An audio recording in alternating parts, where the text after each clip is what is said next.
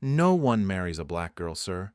But I can cook," said the trembling bride to the towering rancher, her desperate words cutting through the dust-heavy saloon where monthly marriage arrangements sealed fates.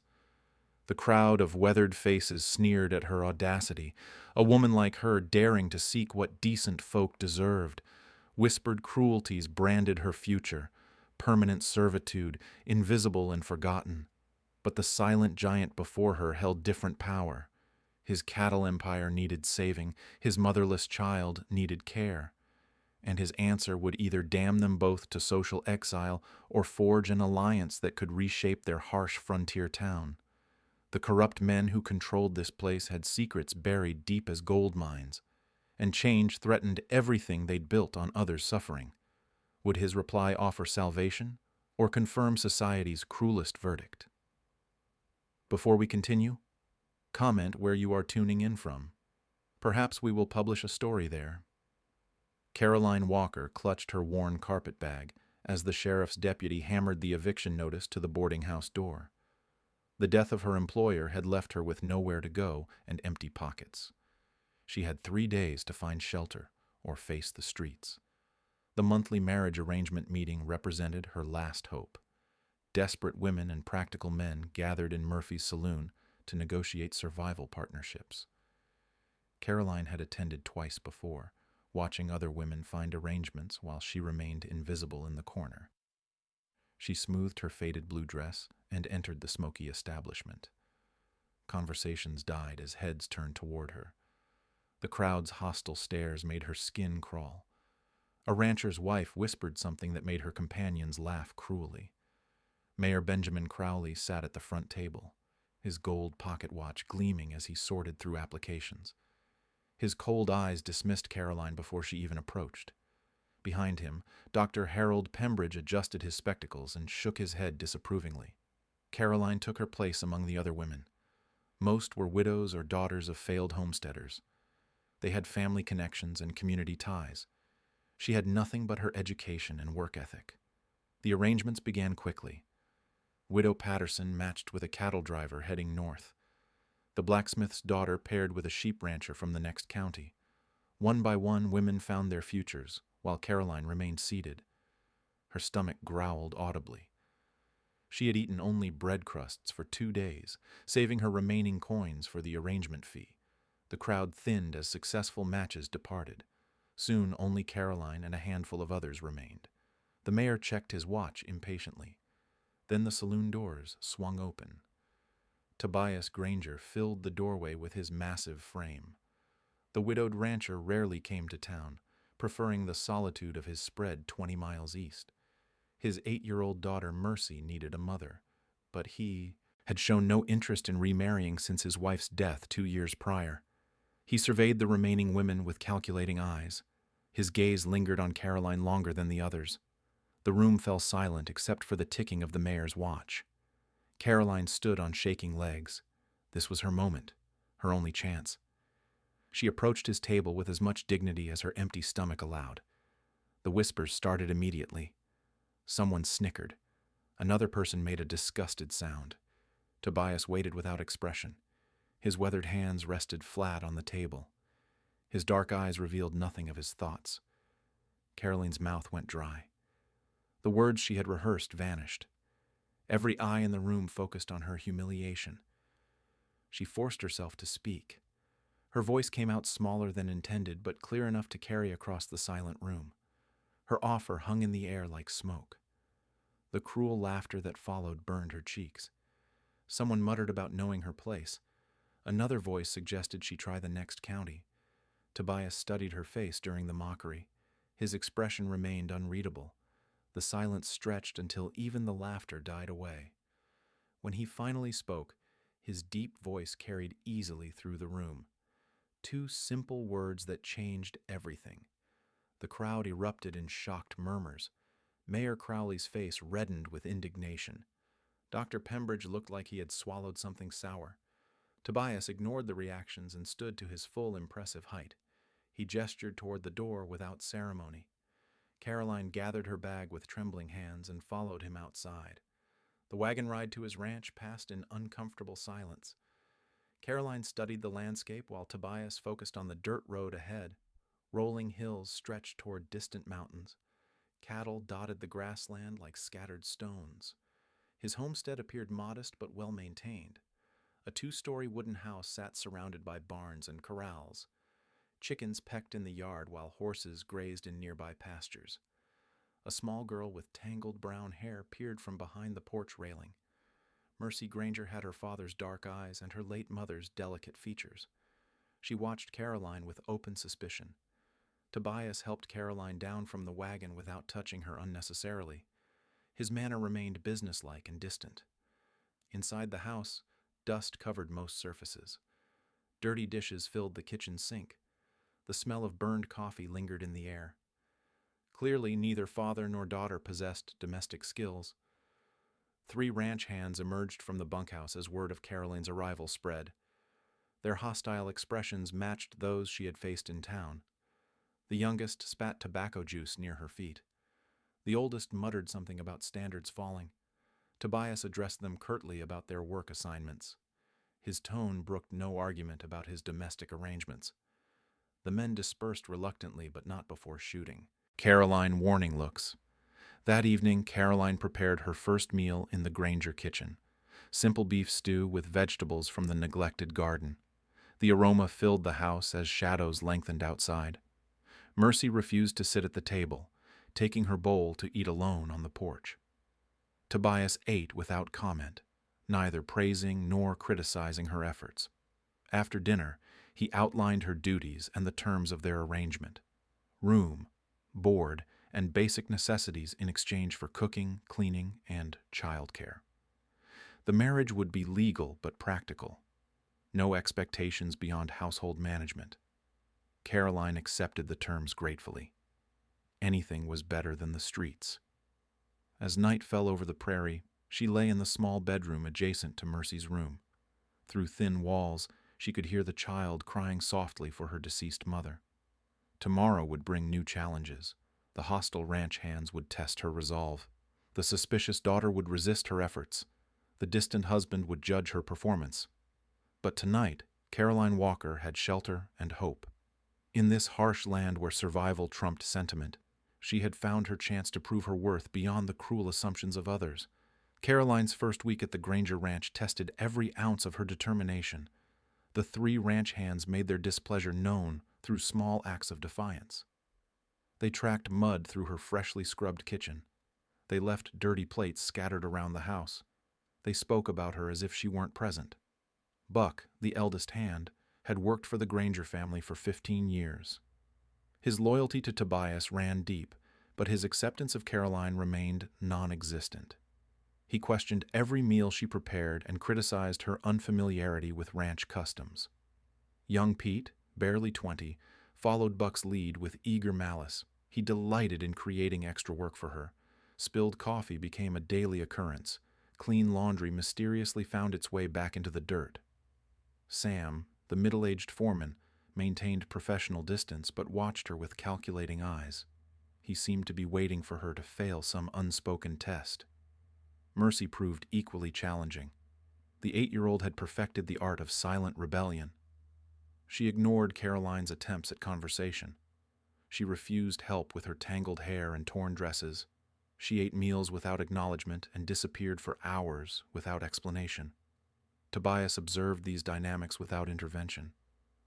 He treated Caroline with polite indifference, neither defending her position nor undermining her authority. His emotional distance felt as cold as the mountain air. Caroline persevered through sheer necessity. She had nowhere else to go. Every dawn brought new determination to prove her value to this unwelcoming household. Her breakthrough began with the horses. While hanging laundry one morning, Caroline noticed Thunder, Tobias's prized stallion, moving stiffly in the corral. The magnificent black horse favored his left front leg and held his head at an unusual angle. She paused her work to study his behavior. The other horses showed similar subtle signs of distress: restless pawing, irregular eating patterns, a dullness in their usually bright eyes.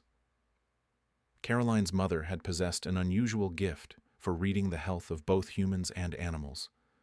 Growing up in poverty, they had relied on herbal remedies and careful observation rather than expensive medical care. Her mother had taught her to notice what others missed. She approached Buck as he prepared to ride out to check the fences. The stallion shifted uncomfortably under the saddle. Buck dismissed her concerns with a wave of his weathered hand. He had been working with horses longer than she had been alive. Thunder was simply showing his age. 2 days later, Thunder collapsed in the pasture. Dr. Pembridge arrived from town to examine the valuable animal. His diagnosis proved vague and his treatment ineffective. The horse's condition worsened despite expensive medicines and professional care. Caroline watched from the kitchen window as Tobias knelt beside his dying horse. The stallion had been a wedding gift to his late wife. Losing Thunder would mean losing one of his last connections to happier times. That night, Caroline slipped out to the corral with a bundle of herbs she had gathered from the hillsides. Her mother's voice echoed in her memory, describing the signs of mineral poisoning in livestock. She brewed a simple tea from dandelion root and milk thistle. The remedy seemed primitive compared to the doctor's costly treatments, but her mother had saved countless animals with similar preparations. Thunder raised his head when she approached. His dark eyes reflected pain and exhaustion. Caroline offered the herbal mixture in a bucket, speaking softly to calm his fears. The horse drank slowly, but completely. Caroline repeated the treatment for 3 consecutive nights. She added specific herbs to counteract what she suspected was contamination in the water source. Her mother had taught her to trust her instincts when conventional wisdom failed. On the 4th morning, Thunder stood grazing peacefully in the pasture. Buck found Caroline in the kitchen preparing breakfast. His usual hostility had been replaced by bewildered curiosity. He wanted to know what she had done to save the horse that expensive veterinary care could not. Caroline's explanation about herbal remedies and careful observation met with skepticism until Pete arrived with news that the other horses were also recovering. Their appetites had returned. Their energy levels had improved dramatically. Word of Thunder's miraculous recovery spread quickly through the isolated ranch community. Neighbors who had previously shunned Caroline began arriving with sick animals and mysterious requests for advice. Mrs. Henderson from the neighboring spread brought her milk. Cow suffering from a persistent cough. Caroline prepared a syrup from wild cherry bark and honey. The cow's breathing cleared within days. Old Man Tucker arrived with a lame sheep that 3 different remedies had failed to heal. Caroline identified proud flesh in the wound and created a poultice that promoted proper healing. Each success brought new requests. Caroline's reputation as someone who could see what others missed grew with every healed animal and restored hope. Tobias began observing her work with obvious interest. He asked questions about her methods and listened carefully to her explanations. For the first time since her arrival, he seemed to see her as something more than hired help. Mercy's attitude shifted more gradually. The child had loved Thunder deeply and understood that Caroline had saved him from death. She began lingering in the kitchen during Caroline's preparations, watching her work with curious eyes. One evening, Mercy approached Caroline with a scraped knee from climbing trees. Instead of running to her father as usual, she sought Caroline's gentle care and herbal treatment. Caroline cleaned the wound and applied a salve made from plantain and calendula. She wrapped the injury carefully and told Mercy stories her own mother had shared during similar treatments years ago. That night, Mercy ate dinner at the table for the first time since Caroline's arrival. The ranch hands gradually acknowledged Caroline's unique abilities. Buck admitted that her observations about livestock health surpassed his decades of experience. Pete stopped creating extra work and began asking genuine questions about her remedies. Sam, the practical foreman, recognized the financial value of Caroline's skills. Healthy animals meant profitable operations. Her presence was becoming an asset rather than a burden. But Caroline's growing influence had not gone unnoticed beyond the ranch boundaries.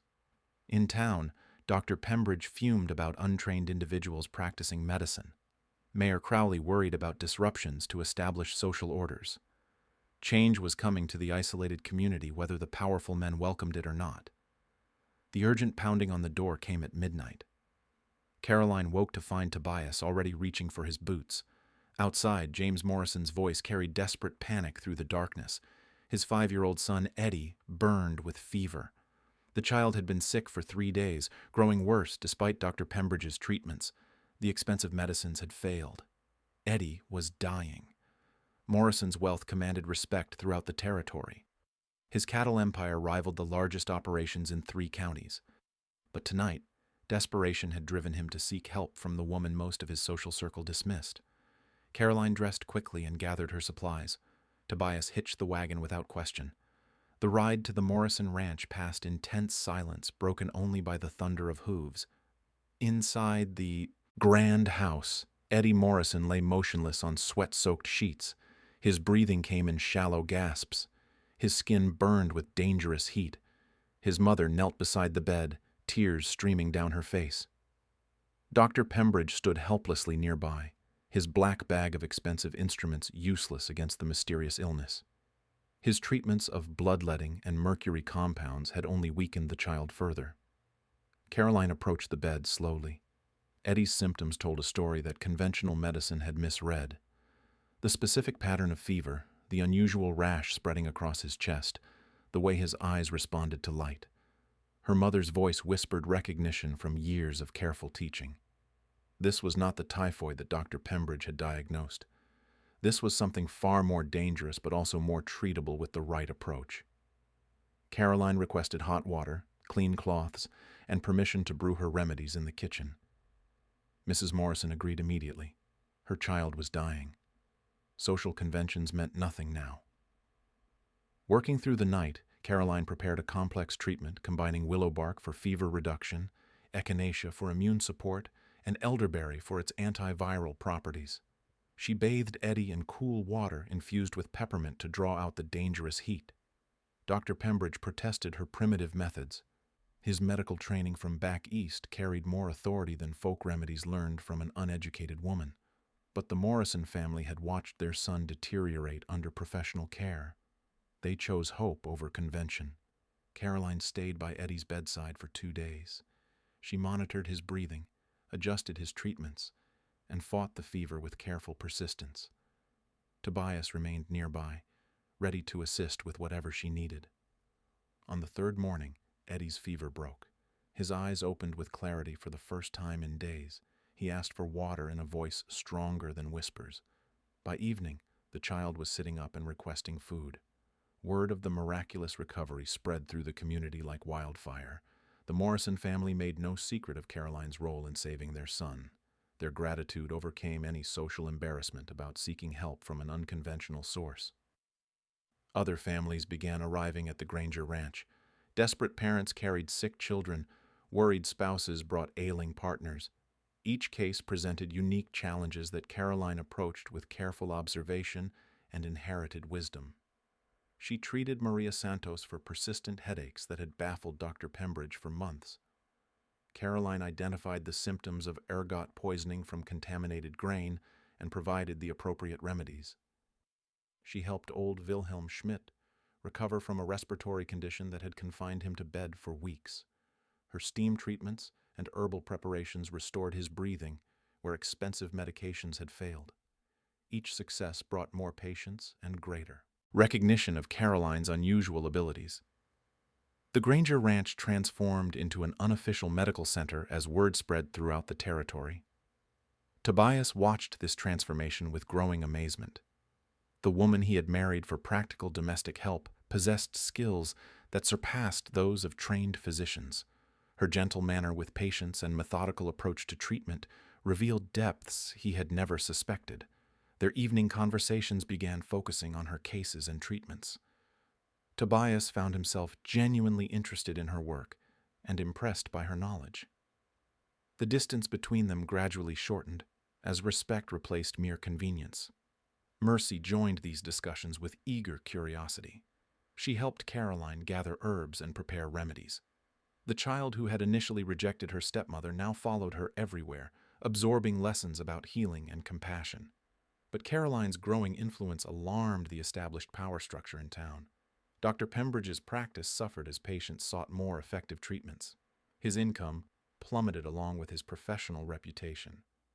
Mayor Crowley worried about the social implications of Caroline's success. Her rise challenged assumptions about who deserved authority and respect in their community. Change threatened the careful hierarchies that kept him in power. The two men began meeting privately to discuss what they called the problem.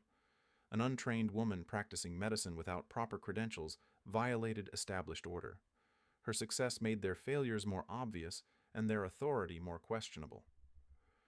Dr. Pembridge proposed involving territorial medical boards to shut down Caroline's practice. Mayor Crowley suggested legal challenges based on licensing requirements. Both men understood that Caroline's influence would continue growing unless they acted decisively. Their conspiracy began forming in whispered conversations and private meetings.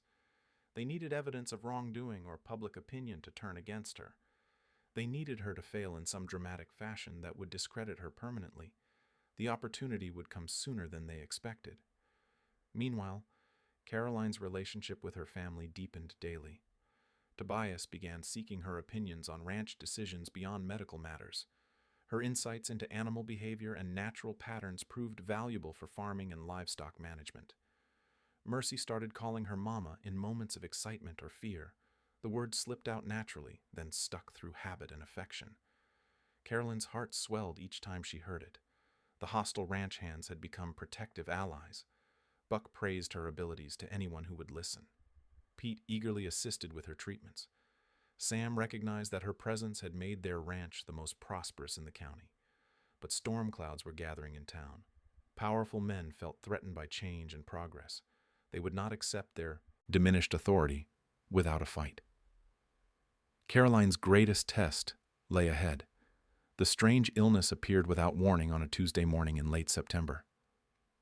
Mrs. Patterson arrived at the Granger Ranch carrying her youngest daughter, who burned with fever and complained of severe stomach pain.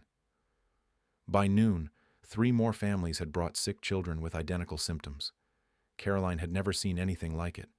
The fever patterns were unusual. The stomach cramping came in waves. Most disturbing, the children's skin had taken on a grayish pallor that spoke of something beyond ordinary sickness. Dr. Pembridge's treatments proved completely ineffective. His bloodletting weakened the patients further. His mercury-based medicines caused additional suffering without relieving symptoms.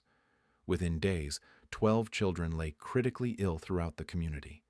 Panic spread faster than the mysterious disease. Parents kept healthy children indoors.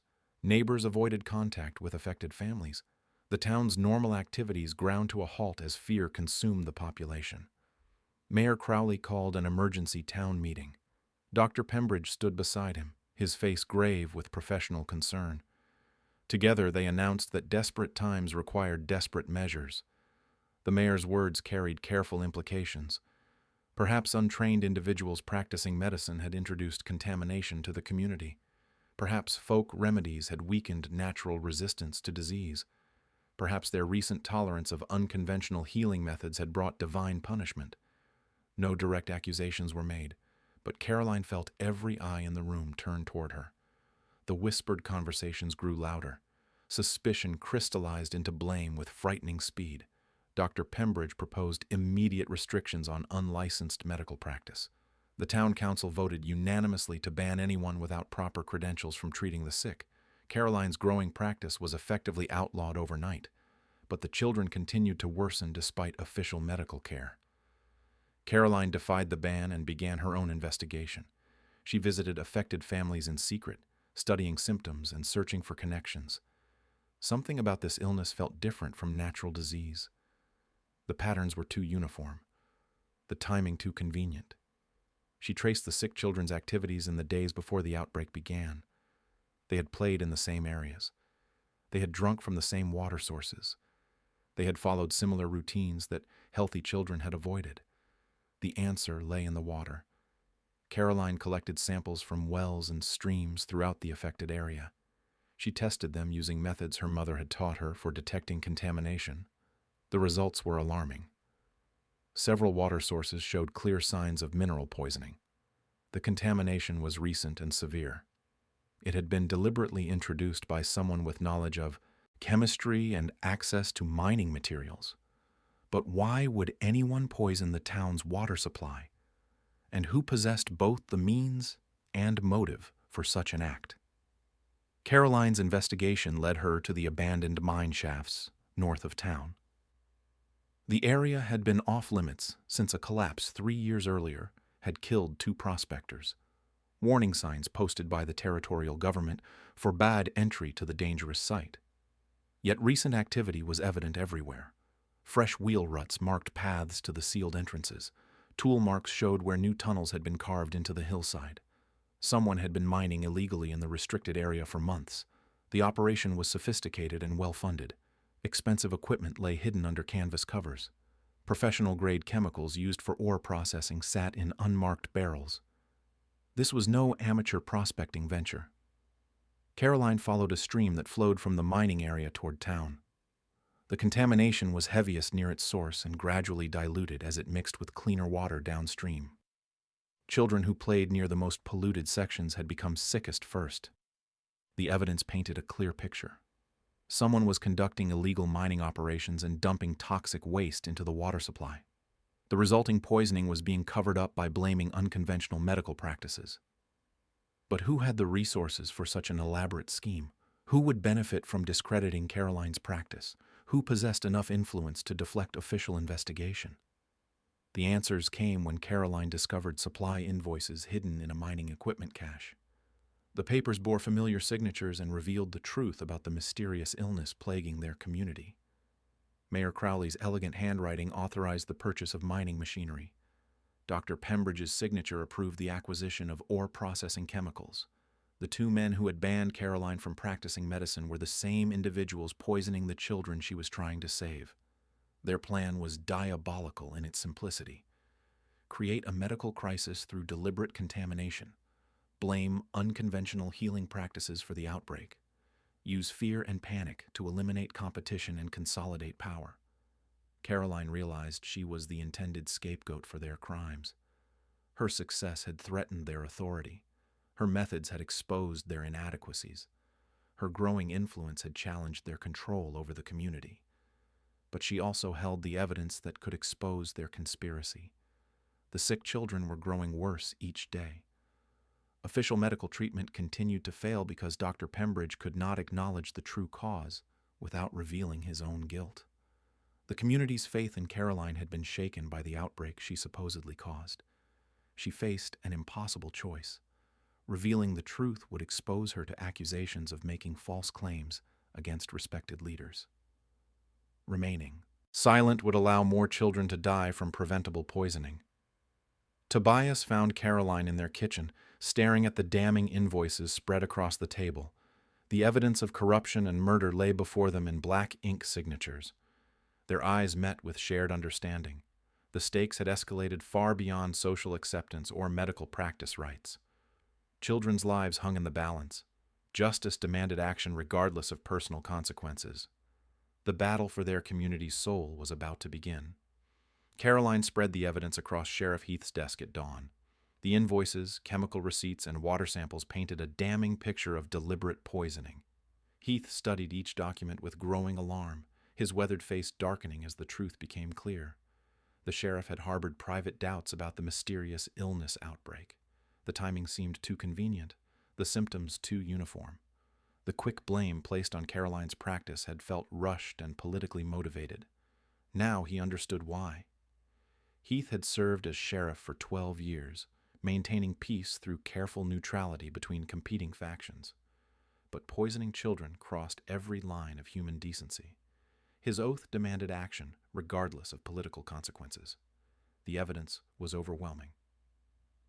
Mayor Crowley's signatures authorized illegal mining equipment purchases. Dr. Pembridge had ordered industrial chemicals with no medical applications. Water samples from the contaminated mining site matched the mineral poisoning symptoms affecting the children. Heath confronted the corrupt officials separately, hoping to extract confessions before making public accusations. Mayor Crowley responded with outraged denials and threats to destroy Heath's career. Dr. Pembridge attempted to provide scientific explanations that crumbled under scrutiny. Both men maintained their innocence while deflecting blame toward Caroline. She had introduced foreign healing methods that weakened community health. Her unregulated practice had created conditions for disease outbreaks. Her growing influence had disrupted natural social order. Their defensive strategies revealed the depth of their conspiracy. They had planned every aspect of Caroline's downfall, while children suffered from their poisoning. Profit and power mattered more than innocent lives. Heath scheduled an emergency town meeting for that evening. Word spread quickly through the frightened community. Parents desperate for answers packed the saloon beyond capacity. The air crackled with tension and barely contained panic. Mayor Crowley opened the meeting with grave announcements about the ongoing medical crisis. 12 children remained critically ill despite professional treatment. The situation demanded decisive action to prevent further tragedy. Dr. Pembridge presented his medical assessment with practiced authority. The outbreak showed characteristics of contaminated folk remedies. Untrained individuals practicing medicine had introduced dangerous elements to the community. Immediate permanent restrictions were necessary to protect public health. The crowd murmured agreement with their trusted leaders. Fear made people eager to blame someone for their suffering. Caroline represented a convenient target for their anger and helplessness. Then, Sheriff Heath took the floor with his evidence. The room fell silent as Heath displayed the damning invoices. Mayor Crowley's signature appeared on dozens of illegal mining equipment purchases. The dates coincided exactly with the beginning of water contamination in affected areas. Dr. Pembridge had ordered industrial chemicals used in ore processing. His medical credentials provided cover for acquiring substances that had no legitimate healing applications. The purchase records revealed months of careful preparation. Water samples from the secret mining operation contained identical contaminants found in the poisoned children. The contamination flowed directly from illegal mining waste into community water sources. The sickness was environmental poisoning, not medical malpractice. The crowd erupted in shocked anger. Parents realized their children had been deliberately poisoned for mining profits. The men they trusted to protect their community had betrayed them in the most heinous manner possible. Mayor Crowley attempted damage control with accusations against Heath's evidence. The invoices could be forgeries. The water samples might be contaminated. Caroline had obviously manipulated the sheriff into fabricating charges against innocent officials. His desperate denials convinced no one. The evidence was too comprehensive and the timeline too clear. Months of secret mining operations had poisoned their water, while the perpetrators blamed their victim for the resulting illness. Dr. Pembridge tried a different approach, claiming he had been deceived by Mayor Crowley about the mining venture's purpose. He thought they were investing in legitimate business opportunities. He never intended to harm anyone through his involvement. The medical receipts contradicted his claims. No legitimate doctor would order industrial mining chemicals. His purchases showed detailed knowledge of ore processing techniques. He was an equal partner in the conspiracy, not an innocent dupe. James Morrison stood to address the crowd. His son Eddie had nearly died from the poisoning while Dr. Pembridge provided useless treatments. Caroline had saved the child's life despite official attempts to discredit her methods. Other parents joined Morrison's testimony. Caroline had helped their families when conventional medicine failed. She had shown genuine care for their children while the corrupt officials pursued profit over public health. Mrs. Henderson praised Caroline's treatment of her livestock and family. Wilhelm Schmidt credited Caroline with saving his life when Dr. Pembridge's care had failed. One by one, Caroline's patients testified to her skill and compassion. The community's opinion shifted dramatically as truth replaced propaganda. Caroline had been healing their illnesses while corrupt leaders caused them. Her success had threatened their criminal conspiracy, making her a target for elimination. Tobias rose to address the crowd with quiet authority. His ranch had prospered under Caroline's influence. His daughter had found maternal love. His community had gained a healer whose abilities surpassed expensive professional care. Caroline had asked for nothing but the chance to prove her worth. She had transformed lives through dedication and knowledge. She deserved respect, not persecution, for her contributions to their welfare. The crowd voted unanimously to arrest Mayor Crowley and Dr. Pembridge for child endangerment and illegal mining operations. Sheriff Heath placed both men under custody pending territorial court proceedings. Caroline was officially cleared of all blame for the medical crisis. Her practice received community endorsement and legal protection. The ban on her healing work was immediately lifted, but the poisoned children still needed treatment. Caroline returned to work with renewed purpose and community support. The real healing could finally begin. Justice had prevailed through courage and truth. Caroline worked tirelessly through the night, treating the 12 poisoned children with renewed community support. Her herbal remedies targeted the specific mineral contamination that had made them sick. Within hours of beginning proper treatment, their conditions began stabilizing. Young Eddie Morrison was the first to show dramatic improvement. The grayish pallor faded from his skin as Caroline's detoxification treatments eliminated the mining chemicals from his system. His fever broke by sunrise, and he sat up asking for breakfast. The other children followed similar recovery patterns. Caroline's targeted approach proved far more effective than Dr. Pembridge's misguided treatments had been. Parents who had blamed her days earlier now praised her dedication and skill. The territorial court arrived within a week to try Mayor Crowley and Dr. Pembridge. Evidence of their illegal mining operation and deliberate poisoning was overwhelming. The judge sentenced both men to lengthy prison terms and ordered full restitution to affected families. Sheriff Heath emerged from the crisis with enhanced respect for his courage in pursuing justice. His willingness to challenge corrupt authority had saved lives and restored integrity to local law enforcement. The community rewarded his service with unanimous re-election. Caroline's medical practice received official recognition from territorial health authorities. Her successful treatment of the poisoning cases demonstrated abilities that surpassed conventional medical training. She became the first woman in the territory licensed to practice healing arts without formal credentials.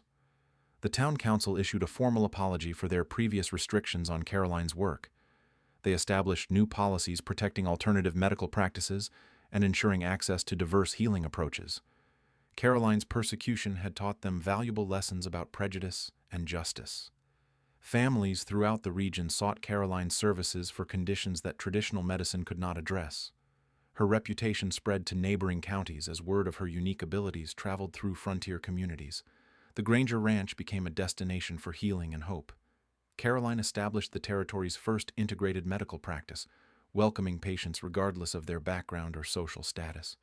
Her approach combined herbal remedies with careful observation and compassionate care. She treated wealthy ranchers and poor homesteaders with equal dedication. Tobias watched his wife's transformation with growing admiration and love. The practical marriage arrangement had evolved into a deep partnership based on mutual respect and shared purpose. Caroline's strength and wisdom had enriched his life beyond anything he had imagined possible. Their relationship deepened through shared challenges and victories. Tobias began seeking Caroline's counsel on all ranch decisions, recognizing her insights into natural patterns and animal behavior. She had become his most trusted advisor and beloved companion. Mercy flourished under Caroline's maternal guidance. The child who had initially rejected her stepmother now proudly introduced Caroline as her mama to anyone who would listen. Their bond had grown through daily care and unconditional love. Caroline taught Mercy about healing herbs and natural remedies. The young girl showed remarkable aptitude for medical work, carefully observing treatments and asking intelligent questions. Caroline recognized the seeds of a future healer in her adopted daughter's curiosity. The ranch hands who had once resented Caroline's presence became her most loyal defenders. Buck praised her abilities to visiting neighbors. Pete assisted with her medical preparations. Sam credited her with making their operation the most successful in the county. Caroline began training other women in basic healing arts. She shared her knowledge freely, believing that medical skills should not be hoarded by the privileged few. Her students carried healing knowledge to remote areas where professional help was unavailable. The illegal mining operation was permanently shut down, and the contaminated areas cleaned under court supervision. New regulations protected water sources from industrial pollution. Caroline's investigation had prevented future poisoning incidents throughout the territory. 1 year after that desperate plea in Murphy's saloon, Caroline stood before the same crowd during the annual harvest celebration. The community had gathered to honor her as their first recipient of the newly created Healer of the Year award. The transformation was complete. The woman who had once begged for acceptance now commanded universal respect and admiration. Her journey from desperation to leadership had inspired everyone who witnessed her courage and dedication. Caroline addressed the gathering with quiet confidence. She spoke about the difference between what people assume they are worth and what they are truly capable of achieving. Opportunity and encouragement could unlock potential that prejudice and fear kept hidden. Her words resonated with men and women who had learned valuable lessons about justice and human dignity. The community had grown stronger by embracing change rather than resisting it. Caroline's success had lifted everyone who supported her journey. Tobias joined Caroline on the makeshift stage, his pride evident to everyone present. He spoke about the importance of giving people chances to show their true character.